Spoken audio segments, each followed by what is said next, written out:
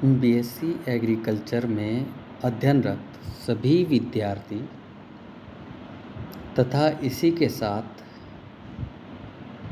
BSc animal husbandry, BTech dairy technology तथा diploma in dairy science and development में अध्ययनरत सभी विद्यार्थियों के पास में एक सब्जेक्ट होता है dairy processing and safety issue.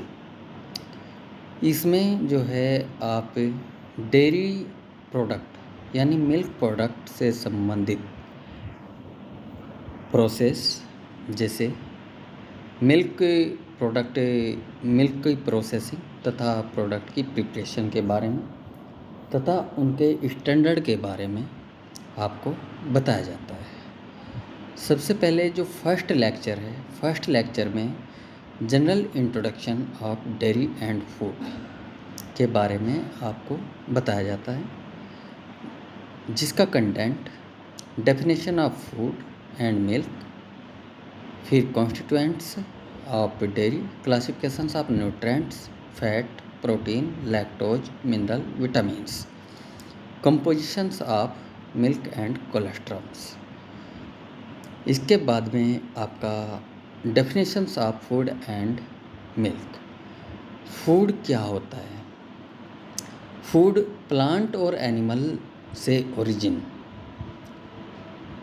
एक न्यूट्रिएंट्स होता है, बॉडी न्यूट्रिएंट्स होता है, जिसके अंदर carbohydrates, fat, protein, vitamins, minerals सभी न्यूट्रिएंट्स पाए जाते हैं, जिसमें आपके कुछ न्यूट्रिएंट्स ऐसे होते हैं जो मेजर न्यूट्रिएंट्स होते हैं जो एनर्जी प्रोवाइड कराते हैं, और जैसे मिनरल्स और विटामिन्स है एनर्जी प्रोवाइड नहीं कराते हैं।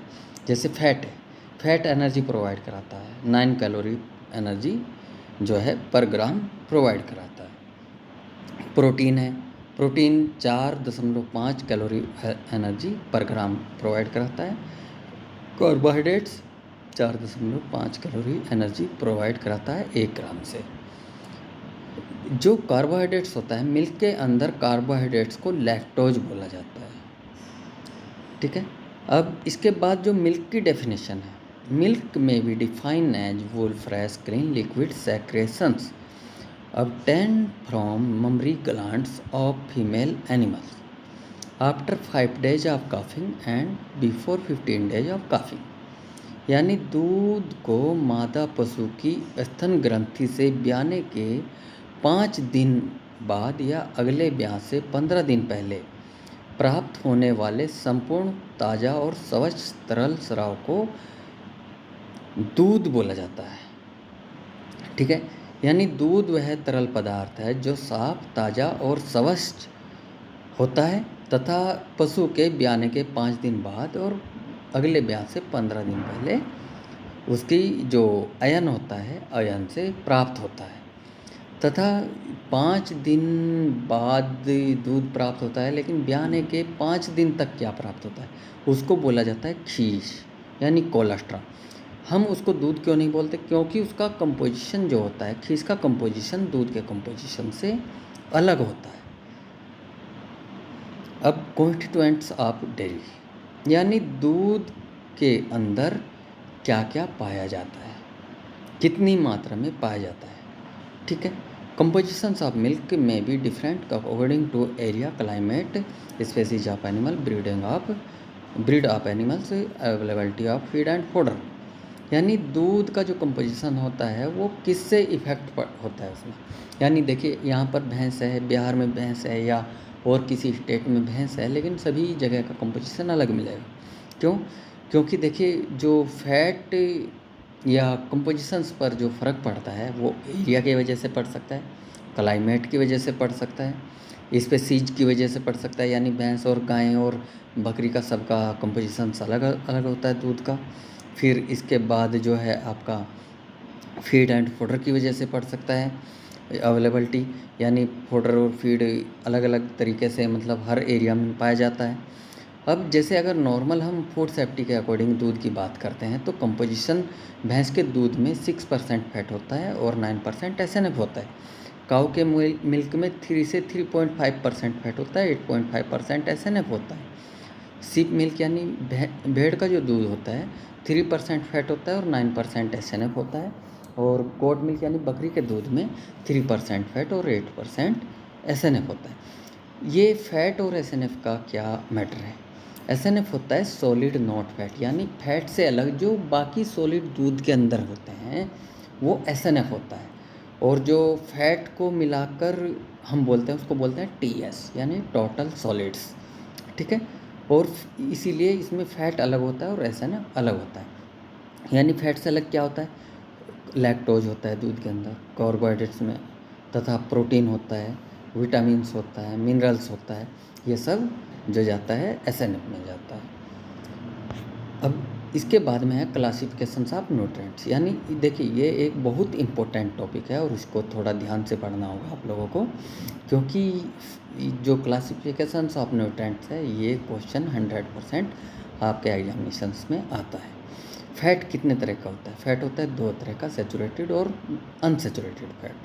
देखिए सैचुरेटेड फैट वो होते हैं जो किसी भी मतलब एनिमल्स फैट से प्राप्त होते हैं, एनिमल बॉडी से प्राप्त होते हैं, या कुछ वेजिटेबल्स होती हैं जिनसे प्राप्त होते हैं, जैसे कोकोनट ऑयल्स होता है।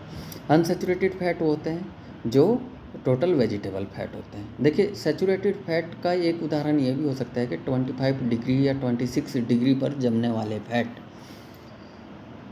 ये सैचुरेटेड फैट कहलाते हैं। तथा अनसैचुरेटेड फैट वह होते हैं जो मतलब 4-3 डिग्री सेल्सियस तक भी नहीं जमते हैं, वो वेजिटेबल फैट होते हैं। सैचुरेटेड फैट ह्यूमन बॉडी के लिए हानिकारक होते हैं। एज जैसे बढ़ेगी तो इन फैट का यूज करना कम कर देना चाहिए। अनसैचुरेटेड फैट ये लाभदायक फैट होते हैं, ठीक है। इसका अच्छे से हमको फॉर्मूला भी पढ़ना है। देखिए सैचुरेटेड फैट जो होता है उसमें सिंगल बॉन्ड बनते हैं और अनसैचुरेटेड फैट में डबल बॉन्ड बनाए जाते हैं। डबल बॉन्ड जो बनता है चैन में वो डाइजेस्टेबल होती है, सिंगल बॉन्ड वाली हार्ड डाइजेस्टेबल होती है। इसके बाद अनसैचुरेटेड फैट 2 तरह का होता है। अनसैचुरेटेड फैट मोनोसैचुरेटेड फैट होता है और पॉलीसैचुरेटेड फैट होता है। मोनोसैचुरेटेड जो फैट होता है वो फैट जैसे मतलब आपने ऑलिव ऑयल बोला, पीनट्स, एवोकाडो या कैनोला नट्स से प्राप्त जो फैट होते हैं वो मोनोसैचुरेटेड होते हैं, वेजिटेबल के होते हैं लेकिन ये जम सकते हैं। लेकिन पॉलीसैचुरेटेड फैट जो होते हैं वो वेजिटेबल्स से प्राप्त होते हैं तथा वालनट और फिश वगैरह से भी प्राप्त होते हैं, ठीक है। अब इसके लिए ये फॉर्मूला अच्छे से इसका देख लें एक बार और इसको याद रखें। Structure of fat and oils. Fat and oils का जो स्ट्रक्चर है, जैसे इसको ट्राइग्लिसराइड्स भी बोलते हैं, तथा इसका जो स्ट्रक्चर होता है, स्ट्रक्चर आप देखिए ग्लिसरॉल का भी देखिए और ट्राइग्लिसराइड्स का भी देखिए, 3 फैटी एसिड्स का भी देखिए। इसमें क्या होता है, 3 फैटी एसिड्स में ग्लिसरॉल्स जो होते हैं वो आपस में मतलब बॉन्ड बनाते हैं और उसके बाद ट्राइग्लिसराइड्स का निर्माण करते हैं जिसको हम संपूर्ण फैट बोलते हैं। अब इसके बाद में जो फिजिकल प्रॉपर्टीज ऑफ फैट होती है, फिजिकल प्रॉपर्टीज ऑफ फैट में जैसे उसकी स्पेसिफिक ग्रेविटी है, स्पेसिफिक ग्रेविटी जो फैट की होती है वो 0.93 होती है, यानी 1 लीटर के अंदर 930 ग्राम फैट आएगा, ठीक है। अब फैट का जो कलर है वो भी उसकी फिजिकल प्रॉपर्टीज में आता है, ऑर्डर है, फ्लेवर है, तथा उसका जो कलर आपने देखा होगा कुछ फैट का, जैसे गाय का घी है थोड़ा हल्का येलो इश होता है, उसका किस वजह से होता है? वो होता है कैरोटीन के कारण होता है। फ्लेवर भी आपने देखा होगा, जो प्योर फैट होता है, प्योर फैट का कोई कलर मतलब कलर ऑर्डर और टेस्ट नहीं होता है, लेकिन ये जो होता है आपका फैट में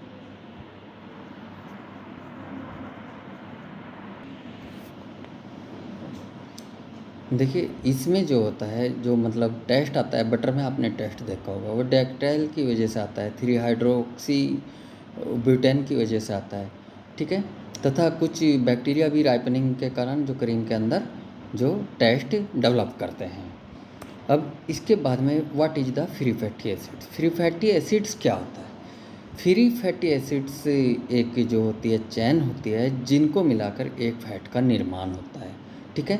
ये लिपिड्स की जो है एक चैन बनी होती है और मोर देन 70 जो फ्री फैटी एसिड्स हैं वो अब तक आइडेंटिफाई किए गए हैं, तथा इसमें जो है मतलब कार्बन के जो आइटम्स हैं यानी जो बॉन्ड बनते हैं वो सिंगल बॉन्ड और डबल बॉन्ड बनते हैं। डबल बॉन्ड जितना सैचुरेटेड फैट्स होते हैं उनमें डबल बॉन्ड बनते हैं और जो अनसैचुरेटेड फैट होते हैं उसमें सिंगल मतलब जितने अनसैचुरेटेड फैट होते हैं उनमें डबल बॉन्ड बनता है तथा सैचुरेटेड फैट में सिंगल बॉन्ड बनाए जाते हैं।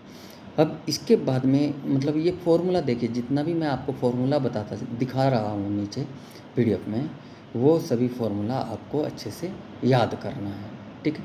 जैसे कार्बन का 2 कार्बन है, इसके साथ में फिर हाइड्रोजन ने सिंगल चैन में बॉन्ड बनाया लेकिन कार्बन के बीच में डबल बॉन्ड लगा हुआ है, ठीक है।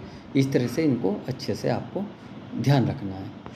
अब इसके बाद आता है ट्रांसफैट। ट्रांसफैट क्या होता है? देखिए, जब फैट आपने देखा होगा जो मतलब आजकल नॉन हेल्थी फैट्स आ रहे हैं मार्केट के अंदर, ट्रांस फैट आ रहे हैं, ये बॉडी के लिए बहुत हार्मफुल होते हैं और इनसे ही अधिकतर जो है हार्ट अटैक वगैरह की बीमारियां पैदा हो रही हैं। देखिए, जब हम एक ही तेल को कई बार फ्राई करेंगे तो वो भी एक तरह से हार्मफुल बन जाता है, ट्रांस फैट में कन्वर्ट हो जाता है वो भी। जैसे मार्गनीन है, स्प्रेड है, ये भी इसमें आते हैं। तथा मार्केट के अंदर जितना भी जमने वाले या हानिकारक फैट्स हैं वो ट्रांस फैट्स कहलाते हैं, ठीक है। इसको भी आपको टॉपिक को अच्छे से देखना है सभी बच्चों को और इसको पढ़ना है। ये भी ट्रांस फैट के बारे में काफ़ी आपसे पूछा जाता है। अब इसके बाद आता है प्रोटीन। प्रोटीन जो होता है, देखिए फैट, प्रोटीन और कार्बोहाइड्रेट। फैट जो होता है वो भी एक कार्बन का ग्रुप होता है, CHO का ग्रुप बनता है। प्रोटीन भी एक CHO का ग्रुप होता है, लेकिन प्रोटीन में क्या होता है, नाइट्रोजन का एक बॉन्ड बन जाता है। नाइट्रोजन के बॉन्ड के साथ में ये क्या होता है कि ये मतलब प्रोटीन का निर्माण करते हैं। और जो प्रोटीन होता है वो अलग अलग तरह का होता है, जैसे कैसीन है, बीटा लैक्टोएल्बुमिन है, लैक्टोग्लोबुलिन है, अल्फा लैक्टोएल्बुमिन है, माइनर प्रोटीन्स हैं, लैक्टोफेरिन्स हैं, कैपसिन हैं, और जो है इसके बाद जो है मतलब पेप्टाइड्स है और कैसोमोर्फिन है, ठीक है। अब इसके बाद आता है आपका लैक्टोज। लैक्टोज क्या होता है? लैक्टोज एक शुगर है यानी मिल्क शुगर है, जो मतलब इसका प्रोटीन एक कार्बन का ही ग्रुप है। और इसमें आपको मैं सही से बता देता हूँ। देखिए, मिल्क के अंदर जो पाया जाने वाला प्रोटीन है, मेजर प्रोटीन है वो कैसीन और लैक्टोग्लोबुलिन तथा अल्फा लैक्टोएल्बुमिन है, ठीक है। ये मेजर रूप में मिल्क के अंदर पाए जाते हैं, जिसमें 70% तो आपका कैसीन पाया जाता है। जो प्रोटीन होता है यही बॉडी बिल्डिंग का काम करता है, ठीक है। तथा प्रोटीन 4.5 कैलोरी ऊर्जा पर ग्राम देता है। अब इसके बाद में आता है आपका लैक्टोज। लैक्टोज भी एक CHO का ग्रुप है, C12H22 और O11। देखिए, इसमें एक चीज़ होती है, मतलब ग्लूकोज मिलकर गैलेक्टोज का निर्माण करते हैं तथा गैलेक्टोज ग्लूकोज मिलकर लैक्टोज का निर्माण करते हैं। लैक्टोज का फॉर्मूला भी दिया हुआ है और ये मिल्क शुगर के रूप में इसको बोला जाता है। मिल्क शुगर भी इसको बोला जाता है, जिसमें 12 कार्बन के एटम्स होते हैं तथा 22 जो होते हैं वो हाइड्रोजन के एटम्स होते हैं और 11 ऑक्सीजन के एटम्स होते हैं। मिनरल्स जो एक इम्पोर्टेंट पार्ट होता है, जैसे फैट, प्रोटीन, कार्बोहाइड्रेट्स जो होता है वो एनर्जी प्रोवाइड कराते हैं, लेकिन मिनरल्स जो होते हैं ये मजबूती प्रोवाइड कराते हैं, एंटी डिजीज का काम करते हैं, बॉडी के अंदर जो होते हैं एक ताकत लाने का काम करते हैं, ठीक है। तो मिल्क के अंदर जो है ये कैल्शियम, मैग्नीशियम तथा फॉस्फोरस, पोटेशियम से सल्फर, ये सभी जो हैं कॉपर वगैरह, आयरन वगैरह, ये मिल्क के अंदर पाए जाते हैं और ये सभी क्या होते हैं? मिनरल्स होते हैं। देखिए, जब कोई भी एनिमल्स फीड एंड फोडर लेता है तो उसके अंदर फैट, प्रोटीन और जो कार्बोहाइड्रेट्स है वो कन्वर्ट होता है, यानी फैट अनसैचुरेटेड लेगा तो सैचुरेटेड में कन्वर्ट हो जाएगा तथा प्रोटीन जो है वो भी अपना रूप धारण करेगी, लेकिन कार्बोहाइड्रेट्स भी मतलब जो है अपना रूप धारण करता है। जब दूध के अंदर निकलता है लैक्टोज का रूप लेता है। लेकिन मिनरल्स जो होता है, मिनरल्स रूप धारण नहीं करता। मिनरल्स जैसा बॉडी के अंदर जाएगा सेम तरीके से बाहर आएगा, ठीक है। इसके बाद में आपका आता है विटामिन्स। विटामिन्स देखिए, विटामिन्स दो तरह के होते हैं। एक वाटर सोलुबल विटामिन होता है, एक जो फैट सोलुबल विटामिन होता है। जो वाटर सोलुबल विटामिन्स होते हैं ये होते हैं विटामिन बी कॉम्प्लेक्स और विटामिन सी। जो फैट सोलुबल होता है ADEK, ठीक है ना, यानी एडेक। अब इसमें जो विटामिन्स होते हैं, विटामिन्स का काम होता है बॉडी के अंदर पहुंचकर मतलब बॉडी को बीमारियों से बचाना, या बॉडी को मतलब एक तरह से वहाँ पे एंटीबायोटिक का काम करना या बायोएक्टिव मॉलिक्यूल्स के काम करना। मिल्क के अंदर ये काफ़ी क्वेश्चन पुटअप होता है कि मिल्क के अंदर कौन सा एंटीऑक्सीडेंट पाया जाता है। मिल्क के अंदर जो होता है वो विटामिन ए जो है पाया जाता है। अब इसके बाद में आता है compositions of milk and colostrum. देखिए, मिल्क एंड कोलेस्ट्रम का जो कंपोजिशंस है वो अलग अलग होता है। अगर हम बात करते हैं मिल्क और कोलेस्ट्रम, काऊ के लेवल पे ले लीजिए आप, काऊ का जो मिल्क होता है और कोलेस्ट्रम में क्या अंतर होता है ये देखिए आप। यहाँ पे आपको दिखाई देगा कि कंपोनेंट जो होते हैं बोवाइन कोलेस्ट्रम और मैच्योर मिल्क में क्या क्या अंतर होता है। टोटल सॉलिड जो बोवाइन का जो कोलेस्ट्रम होता है, यानी जो किसी भी बोवाइन एनिमल्स होता है, एनिमल्स दो तरह के हो सकते हैं, बोवाइंस और इक्वाइंस। इक्वाइंस जैसे खरगोश वगैरह होता है, बोवाइंस होते हैं जो बुफेलो वगैरह और या गाय वगैरह बोवाइंस होते हैं, बोवाइडी ग्रुप जिनका बनता है, ठीक है। तो बोवाइंस में क्या होता है कि कोलेस्ट्रम के अंदर टोटल सॉलिड जो होता है वो 24 से 28% होता है, मिल्क के अंदर 12.9% के आसपास होता है, यानी 14% तक भी जाता है भैंस के दूध वगैरह में। फैट जो होता है वो 6 से 7% होता है कोलेस्ट्रम में, और मिल्क में 3.6 से 4% होता है गाय के जो दूध में। प्रोटीन 14 से 16% होती है। गाय की बात सिर्फ यहाँ पे हो रही है। 3.1% से 3.2% होती है गाय के दूध में। कैसीन जो होता है ये होता है 4.8% कोलेस्ट्रम में, 2.5 से 2.6% दूध में। एल्बुमिन 6% और 0.4 to 0.5% मिल्क में। और हीमोग्लोबिन 42 to 900 होता है कोलेस्ट्रम में, और 0.9% होता है आपका, यानी 0.4 है ये, 0.4 to 0.9% होता है मिल्क में। और लैक्टोज आपका 2 to 3% होता है, और इसमें होता है मिल्क में, यानी लैक्टोज का जो कोलेस्ट्रम होता है उसके अंदर कम पाया जाता है। अब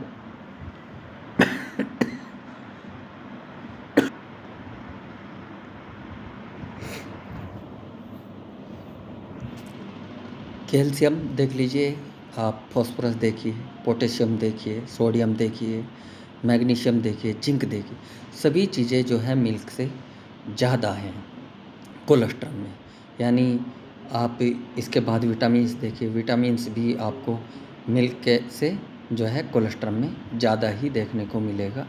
सिर्फ आपको जो है नाइसिन B3 कम देखने को मिलेगा, बाकी सभी ज़्यादा देखने को मिलेगा। अब इसके बाद हीमोग्लोबिन देखिए, यानी इम्यूनिटी बूस्टर का जो काम करता है, यानी जो कोलेस्ट्रॉल होता है वो इम्यूनिटी जो है डेवलप करता है एक तरह से, और खीस के अंदर इम्यूनिटी बिल्डिंग करने का काम ज़्यादा करता है। एंटी माइक्रोबियल लैक्टोफेरिन है, ठीक है, आप देख लीजिए, यानी आपको मिल्क से ज़्यादा देखने को मिलेगा। लाइसोजाइम है, लैक्टोपेरोक्साइडेज है, तो ये देखने को ज़्यादा मिलेगा, एंटी माइक्रोबियल भी। Okay, thank you.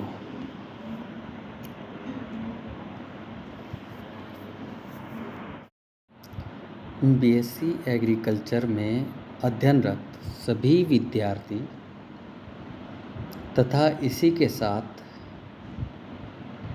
BSc animal husbandry, BTech dairy technology तथा diploma in dairy science and development में अध्ययनरत सभी विद्यार्थियों के पास में एक सब्जेक्ट होता है dairy processing and safety issue. इसमें जो है आप डेयरी प्रोडक्ट यानी मिल्क प्रोडक्ट से संबंधित प्रोसेस, जैसे मिल्क प्रोडक्ट, मिल्क की प्रोसेसिंग तथा प्रोडक्ट की प्रिपरेशन के बारे में तथा उनके स्टैंडर्ड के बारे में आपको बताया जाता है।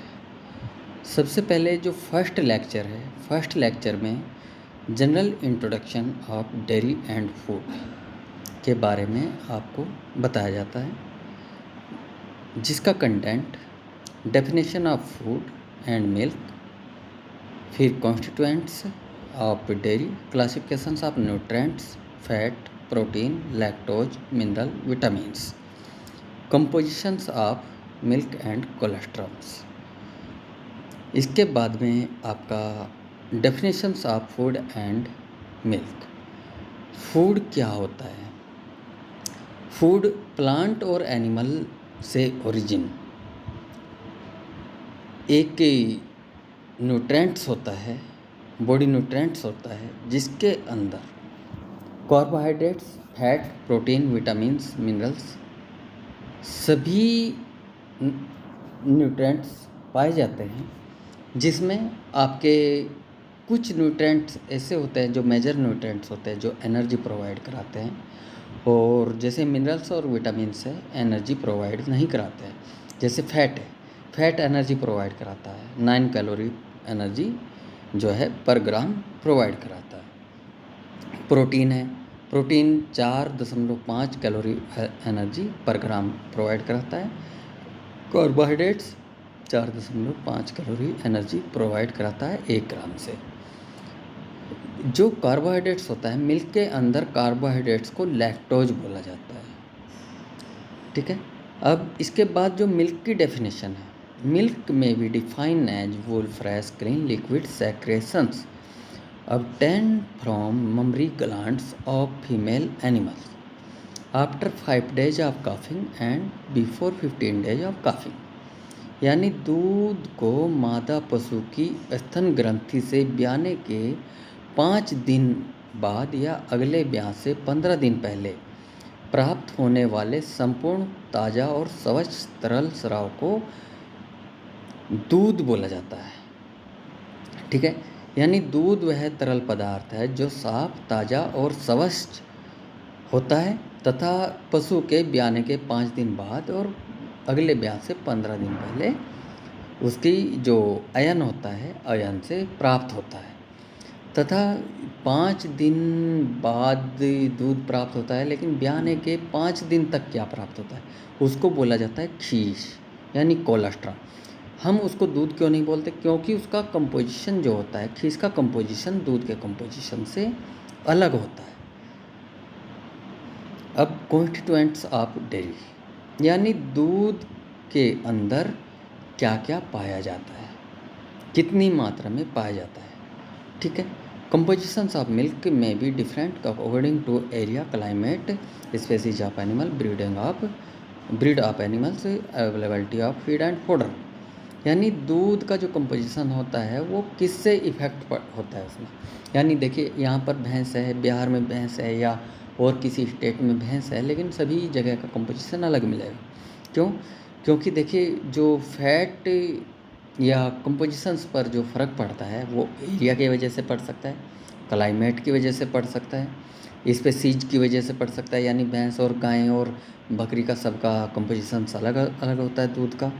फिर इसके बाद जो है आपका फीड एंड फोडर की वजह से पड़ सकता है, अवेलेबिलिटी यानी फोडर और फीड अलग अलग तरीके से मतलब हर एरिया में पाया जाता है।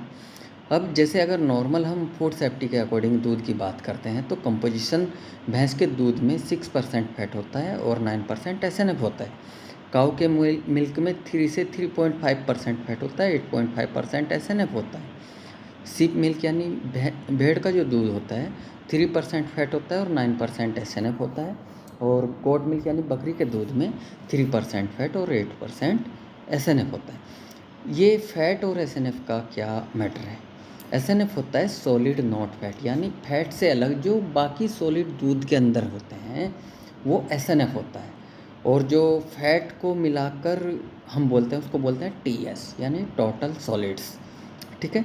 और इसीलिए इसमें फैट अलग होता है और SNF अलग होता है। यानी फैट से अलग क्या होता है, लैक्टोज होता है दूध के अंदर, कार्बोहाइड्रेट्स में, तथा प्रोटीन होता है, विटामिन्स होता है, मिनरल्स होता है, ये सब जो जाता है SNF में जाता है। अब इसके बाद में है क्लासिफिकेशंस ऑफ न्यूट्रिएंट्स। यानी देखिए ये एक बहुत इम्पोर्टेंट टॉपिक है और इसको थोड़ा ध्यान से पढ़ना होगा आप लोगों को, क्योंकि जो क्लासिफिकेशंस ऑफ न्यूट्रिएंट्स है ये क्वेश्चन 100% आपके एग्जामिनेशंस में आता है। फैट कितने तरह का होता है? फैट होता है दो तरह का, सैचुरेटेड और अनसैचुरेटेड फैट। देखिए सैचुरेटेड फैट वो होते हैं जो किसी भी मतलब एनिमल्स फैट से प्राप्त होते हैं, एनिमल बॉडी से प्राप्त होते हैं, या कुछ वेजिटेबल्स होती हैं जिनसे प्राप्त होते हैं, जैसे कोकोनट ऑयल्स होता है। अनसैचुरेटेड फैट वो होते हैं जो टोटल वेजिटेबल फैट होते हैं। देखिए सैचुरेटेड फैट का एक उदाहरण ये भी हो सकता है कि 25 डिग्री या 26 डिग्री पर जमने वाले फैट, ये सैचुरेटेड फैट कहलाते हैं। तथा अनसैचुरेटेड फैट वह होते हैं जो मतलब 4-3 डिग्री सेल्सियस तक भी नहीं जमते हैं, वो वेजिटेबल फैट होते हैं। सैचुरेटेड फैट ह्यूमन बॉडी के लिए हानिकारक होते हैं। एज जैसे बढ़ेगी तो इन फैट का यूज करना कम कर देना चाहिए। अनसैचुरेटेड फैट ये लाभदायक फैट होते हैं, ठीक है। इसका अच्छे से हमको फॉर्मूला भी पढ़ना है। देखिए सैचुरेटेड फैट जो होता है उसमें सिंगल बॉन्ड बनते हैं और अनसैचुरेटेड फैट में डबल बॉन्ड बनाए जाते हैं। डबल बॉन्ड जो बनता है चैन में वो डाइजेस्टेबल होती है, सिंगल बॉन्ड वाली हार्ड डाइजेस्टेबल होती है। इसके बाद अनसैचुरेटेड फैट दो तरह का होता है। अनसैचुरेटेड फैट मोनोसैचुरेटेड फैट होता है और पॉलीसैचुरेटेड फैट होता है। मोनोसैचुरेटेड जो फैट होता है वो फैट जैसे मतलब आपने ऑलिव ऑयल बोला, पीनट्स, एवोकाडो या कैनोला नट्स से प्राप्त जो फैट होते हैं वो मोनोसैचुरेटेड होते हैं, वेजिटेबल के होते हैं लेकिन ये जम सकते हैं। लेकिन पॉलीसैचुरेटेड फैट जो होते हैं वो वेजिटेबल्स से प्राप्त होते हैं तथा वालनट और फिश वगैरह से भी प्राप्त होते हैं, ठीक है। अब इसके लिए ये फॉर्मूला अच्छे से इसका देख लें एक बार और इसको याद रखें। Structure of fat and oils. Fat and oils का जो स्ट्रक्चर है, जैसे इसको ट्राइग्लिसराइड्स भी बोलते हैं, तथा इसका जो स्ट्रक्चर होता है, स्ट्रक्चर आप देखिए ग्लिसरॉल का भी देखिए और ट्राइग्लिसराइड्स का भी देखिए, 3 फैटी एसिड्स का भी देखिए। इसमें क्या होता है, 3 फैटी एसिड्स में ग्लिसरॉल्स जो होते हैं वो आपस में मतलब बॉन्ड बनाते हैं और उसके बाद ट्राइग्लिसराइड्स का निर्माण करते हैं जिसको हम संपूर्ण फैट बोलते हैं। अब इसके बाद में जो फिजिकल प्रॉपर्टीज ऑफ फैट होती है, फिजिकल प्रॉपर्टीज ऑफ फैट में जैसे उसकी स्पेसिफिक ग्रेविटी है, स्पेसिफिक ग्रेविटी जो फैट की होती है वो 0.93 होती है, यानी 1 लीटर के अंदर 930 ग्राम फैट आएगा, ठीक है।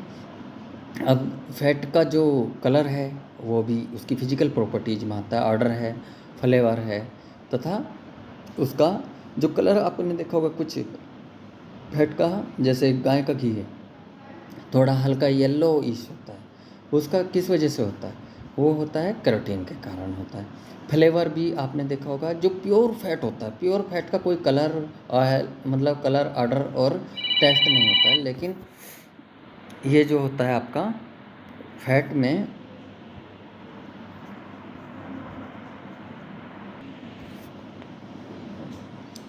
देखिए इसमें जो होता है जो मतलब टेस्ट आता है, बटर में आपने टेस्ट देखा होगा, वो डेक्टाइल की वजह से आता है, 3 हाइड्रोक्सी ब्यूटेन की वजह से आता है, ठीक है। तथा कुछ बैक्टीरिया भी राइपनिंग के कारण जो क्रीम के अंदर जो टेस्ट डेवलप करते हैं। अब इसके बाद में what is the free fatty acids. Free fatty acids क्या होता है? फ्री फैटी एसिड्स एक जो होती है चैन होती है जिनको मिलाकर एक फैट का निर्माण होता है, ठीक है। ये लिपिड्स की जो है एक चैन बनी होती है और मोर देन 70 जो फ्री फैटी एसिड्स हैं वो अब तक आइडेंटिफाई किए गए हैं। तथा इसमें जो है मतलब कार्बन के जो आइटम्स हैं यानी जो बॉन्ड बनते हैं वो सिंगल बॉन्ड और डबल बॉन्ड बनते हैं। डबल बॉन्ड जितना सैचुरेटेड फैट्स होते हैं उनमें डबल बॉन्ड बनते हैं, और जो अनसैचुरेटेड फैट होते हैं उसमें सिंगल, मतलब जितने अनसैचुरेटेड फैट होते हैं उनमें डबल बॉन्ड बनता है तथा सैचुरेटेड फैट में सिंगल बॉन्ड बनाए जाते हैं। अब इसके बाद में मतलब ये फॉर्मूला देखिए, जितना भी मैं आपको फॉर्मूला दिखा रहा हूँ नीचे पीडीएफ में, वो सभी फॉर्मूला आपको अच्छे से याद करना है, ठीक है। जैसे कार्बन का 2 कार्बन है, इसके साथ में फिर हाइड्रोजन ने सिंगल चैन में बॉन्ड बनाया, लेकिन कार्बन के बीच में डबल बॉन्ड लगा हुआ है, ठीक है। इस तरह से इनको अच्छे से आपको ध्यान रखना है। अब इसके बाद आता है ट्रांसफैट। ट्रांसफैट क्या होता है? देखिए, जब फैट आपने देखा होगा जो मतलब आजकल नॉन हेल्थी फैट्स आ रहे हैं मार्केट के अंदर, ट्रांस फैट आ रहे हैं, ये बॉडी के लिए बहुत हार्मफुल होते हैं और इनसे ही अधिकतर जो है हार्ट अटैक वगैरह की बीमारियां पैदा हो रही हैं। देखिए, जब हम एक ही तेल को कई बार फ्राई करेंगे तो वो भी एक तरह से हार्मफुल बन जाता है, ट्रांस फैट में कन्वर्ट हो जाता है वो भी। जैसे मार्गनीन है, स्प्रेड है, ये भी इसमें आते हैं। तथा मार्केट के अंदर जितना भी जमने वाले या हानिकारक फैट्स हैं वो ट्रांस फैट्स कहलाते हैं, ठीक है।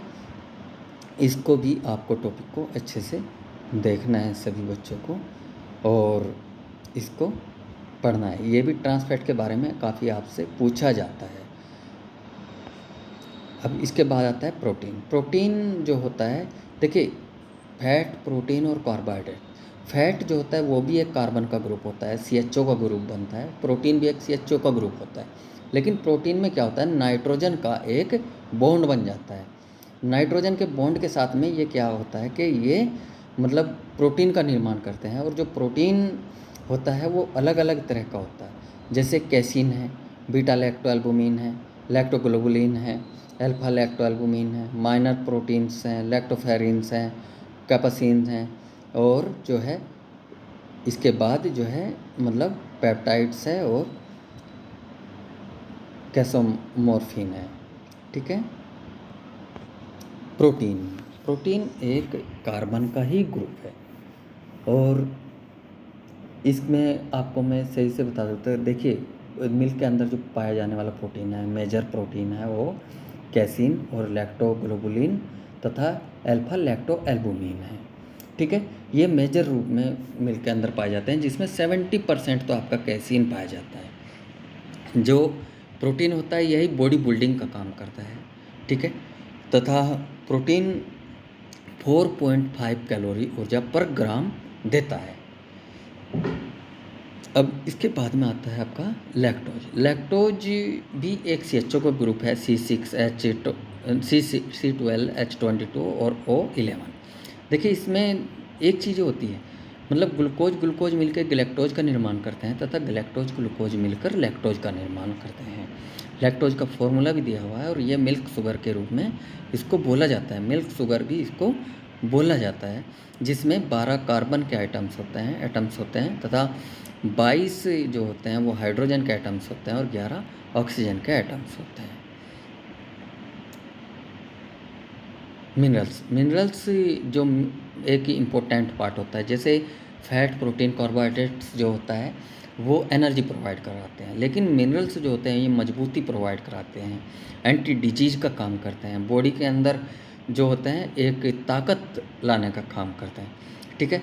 तो मिल्क के अंदर जो है ये कैल्शियम, मैग्नीशियम तथा फॉस्फोरस, पोटेशियम से सल्फर, ये सभी जो हैं कॉपर वगैरह, आयरन वगैरह, ये मिल्क के अंदर पाए जाते हैं, और ये सभी क्या होते हैं, मिनरल्स होते हैं। देखिए, जब कोई भी एनिमल्स फीड एंड फोडर लेता है तो उसके अंदर फैट, प्रोटीन और जो कार्बोहाइड्रेट्स है वो कन्वर्ट होता है, यानी फैट अनसैचुरेटेड लेगा तो सैचुरेटेड में कन्वर्ट हो जाएगा, तथा प्रोटीन जो है वो भी अपना रूप धारण करेगी, लेकिन कार्बोहाइड्रेट्स भी मतलब जो है अपना रूप धारण करता है, जब दूध के अंदर निकलता है लैक्टोज का रूप लेता है।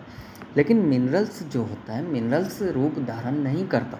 मिनरल्स जैसा बॉडी के अंदर जाएगा सेम तरीके से बाहर आएगा, ठीक है। इसके बाद में आपका आता है विटामिन्स। देखिए, विटामिन्स 2 तरह के होते हैं, एक वाटर सोलुबल विटामिन होता है, एक जो फैट सोलुबल विटामिन होता है। जो वाटर सोलुबल विटामिन्स होते हैं ये होते हैं विटामिन बी कॉम्प्लेक्स और विटामिन सी, जो फैट सोल्यूबल होता है ADE के, ठीक है ना, यानी एडेक। अब इसमें जो विटामिन्स होते हैं, विटामिन्स का काम होता है बॉडी के अंदर पहुंचकर मतलब बॉडी को बीमारियों से बचाना, या बॉडी को मतलब एक तरह से वहाँ पे एंटीबायोटिक का काम करना या बायोएक्टिव मॉलिक्यूल्स के काम करना। मिल्क के अंदर ये काफ़ी क्वेश्चन पुटअप होता है कि मिल्क के अंदर कौन सा एंटीऑक्सीडेंट पाया जाता है। मिल्क के अंदर जो होता है वो विटामिन ए जो है पाया जाता है। अब इसके बाद में आता है compositions of milk and colostrum. देखिए मिल्क एंड कोलेस्ट्रम का जो कंपोजिशंस है वो अलग अलग होता है। अगर हम बात करते हैं मिल्क और कोलेस्ट्रम, काऊ के लेवल पे ले लीजिए आप, काऊ का जो मिल्क होता है और कोलेस्ट्रम में क्या अंतर होता है ये देखिए आप। यहाँ पे आपको दिखाई देगा कि कंपोनेंट जो होते हैं बोवाइन कोलेस्ट्रम और मैच्योर मिल्क में क्या क्या अंतर होता है। टोटल सॉलिड जो बोवाइन का जो कोलेस्ट्रम होता है, यानी जो किसी भी बोवाइन एनिमल्स होता है, एनिमल्स दो तरह के हो सकते हैं, बोवाइंस और इक्वाइंस। इक्वाइंस जैसे खरगोश वगैरह होता है, बोवाइंस होते हैं जो बुफेलो वगैरह और या गाय वगैरह बोवाइंस होते हैं, बोआइडी ग्रुप जिनका बनता है, ठीक है। तो बोवाइंस में क्या होता है कि कोलेस्ट्रम के अंदर टोटल सॉलिड जो होता है वो 24 से 28% होता है, मिल्क के अंदर 12.9% के आसपास होता है, यानी 14% तक भी जाता है भैंस के दूध वगैरह में। फैट जो होता है वो 6 से 7% होता है कोलेस्ट्रम में, और मिल्क में 3.6 से 4% होता है गाय के जो दूध में। प्रोटीन 14 से 16% होती है, गाय की बात सिर्फ यहाँ पे हो रही है। 3.1% से 3.2% होती है गाय के दूध में। कैसीन जो होता है ये होता है 4.8% कोलेस्ट्रम में, 2.5 से 2.6% दूध में, एल्बुमिन 6% और 0.4 to 0.5% मिल्क में, और हीमोग्लोबिन 42 to 900 होता है कोलेस्ट्रम में, और 0.9% होता है आपका, यानी 0.4 है ये, 0.4 to 0.9% होता है मिल्क में। और लैक्टोज आपका 2 to 3% होता है, और इसमें होता है मिल्क में, यानी लैक्टोज का जो कोलेस्ट्रम होता है उसके अंदर कम पाया जाता है। अब